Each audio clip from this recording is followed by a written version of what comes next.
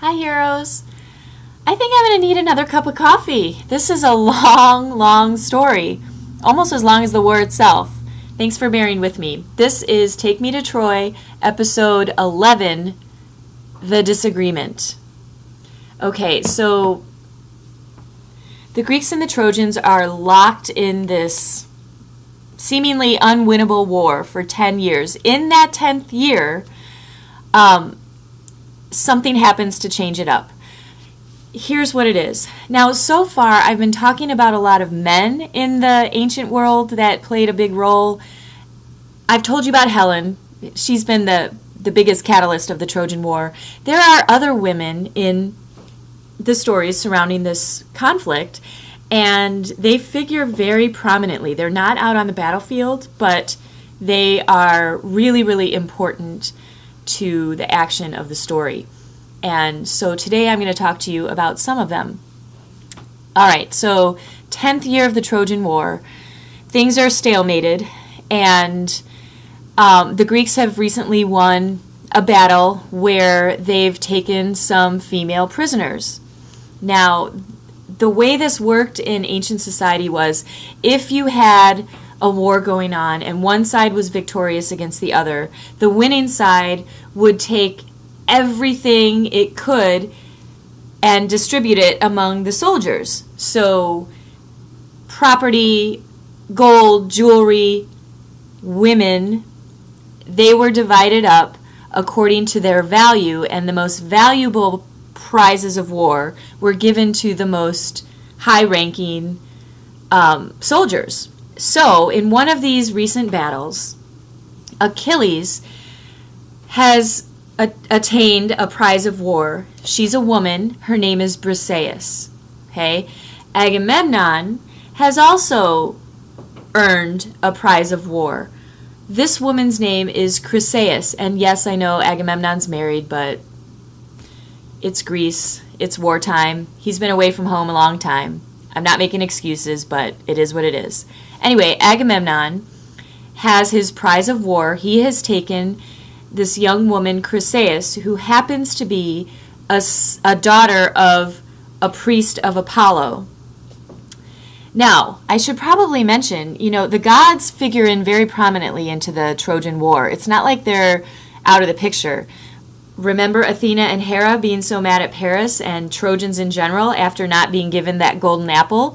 Well, they have allied themselves with the Greeks because they want to see bad things happen to the Trojans. The sad thing is that the Trojans think that Athena is on their side, but she's really fighting against them with the Greeks.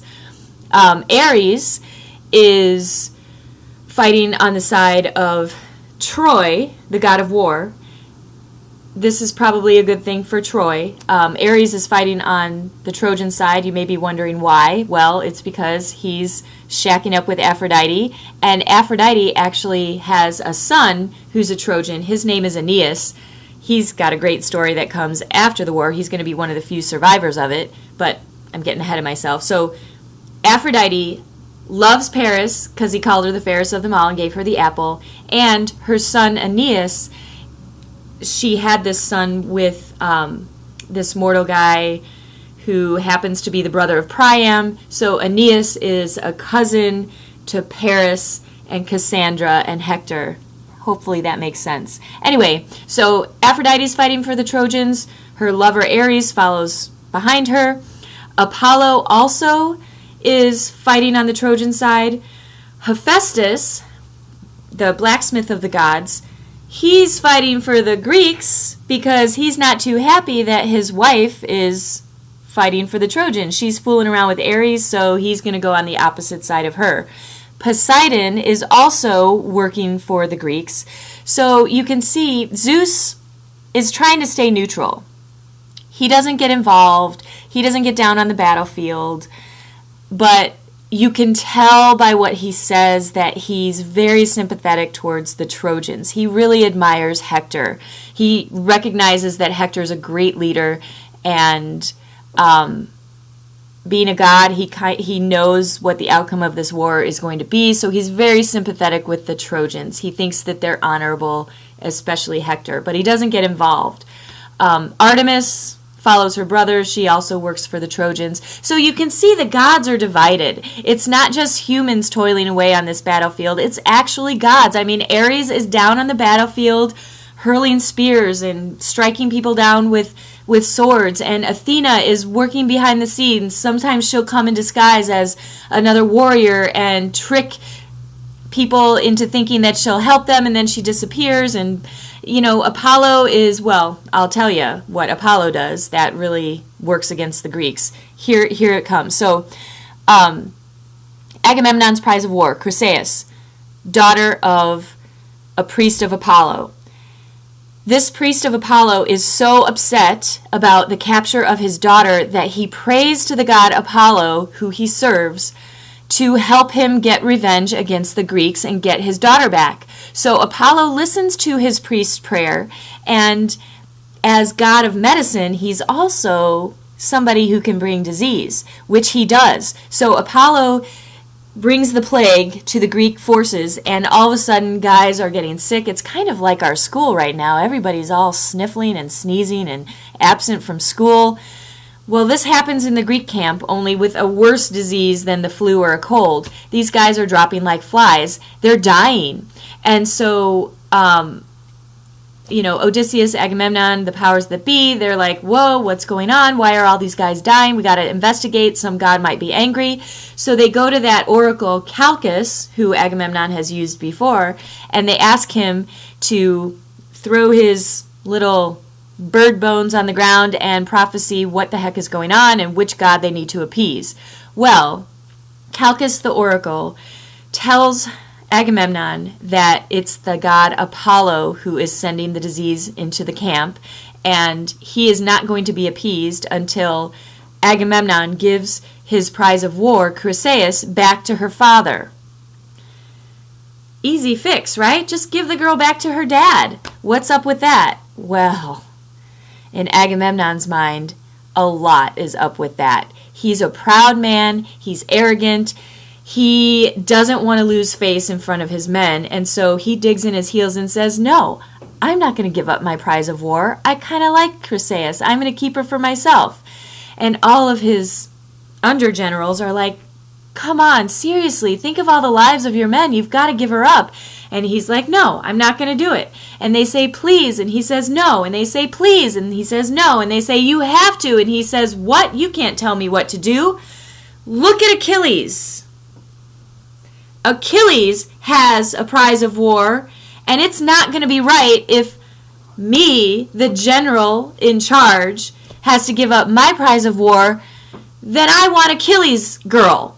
I want her. I am the commander-in-chief.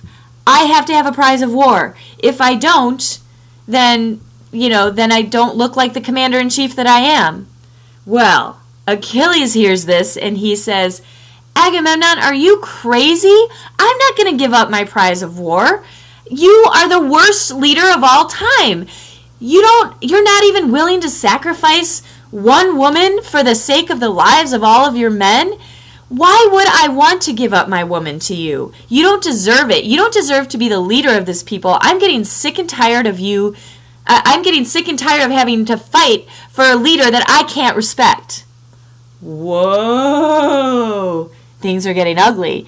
Agamemnon returns with, Achilles, I'm so sick and tired of your lip. You are so arrogant. You think you're all that. You're nothing. I am way more powerful than you. And Achilles says, then prove that you're worthy of it and give up your girl and be a better leader, work for your men. And Agamemnon says, you're just an arrogant little brat and I don't need you. And Achilles says, fine, I'm leaving.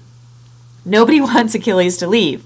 So in the end, what happens is this fight, this snit goes on. Both of these men are arguing with each other for a long time until finally, what is agreed is that Agamemnon will give up Chryseis, but he takes Achilles' woman. No, wait.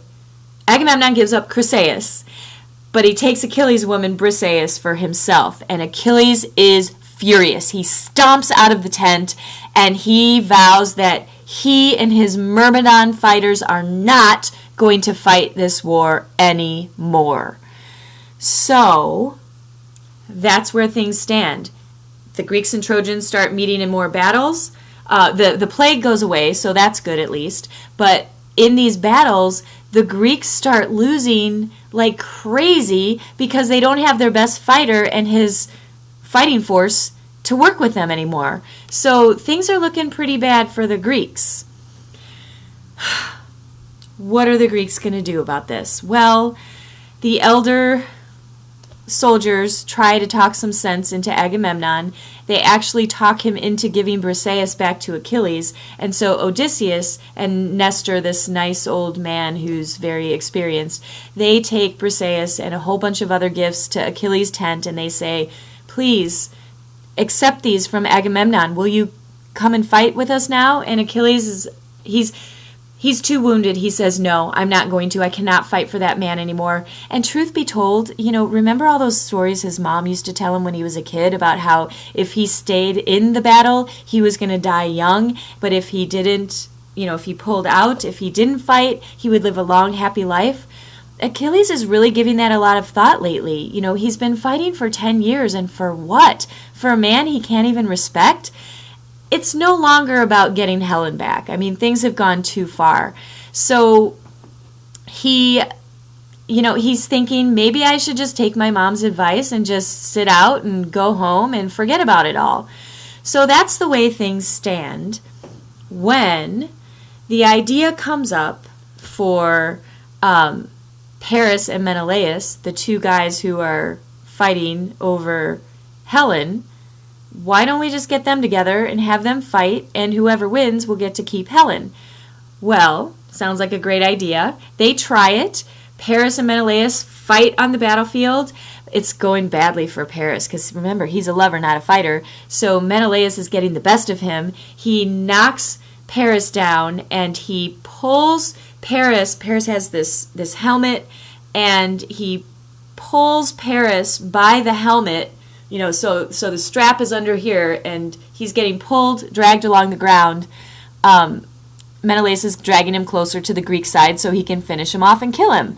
But Paris's friend and mentor, Aphrodite, comes down to the battlefield, and she makes this mist come up on the battlefield. And then she sneaks through the mist, and she slices the chin strap on Paris's helmet, and she carries him off to Helen's bedroom so that he can while away the rest of the afternoon. Well, Hector is furious. As soon as the mist clears and Paris is gone, oh my gosh, that looks so bad. So Hector has to, the two sides meet in battle, and there's this long afternoon of fighting, and Hector's all mad because his brother could have ended this in one little fight between two guys, and then the Greeks could have gone home, and blah, blah, blah, blah, blah. He knows exactly where he's going to find his brother, in Helen's bedroom, and so he goes there and he chews him out. And then what follows is Hector goes out on, oh my gosh, I can't even tell you. It's this beautiful scene between Hector and his wife Andromache and their little toddler son Astyanax, and there's this really tender scene between the husband and wife where Hector knows, he feels it, that he's probably going to die soon because things are just, they're not going well. This is dragging on forever. And his wife, Andromache, tries to beg him not to fight. She knows he works hard, and she's worried about him. And then Hector picks up his little son, Astyanax, and Astyanax is freaked out by the helmet on his dad's head and the blood and gore all over him. And he screams and cries, and then there's this tender moment where Hector and Andromache sort of giggle and laugh about their funny kid. And anyway, very touching scene. Just makes me fall in love with Hector even more. I have a huge crush on him, if you can't tell. Anyway, this is the state of affairs during the 10th year. Things are about to come to another head. We'll get there next.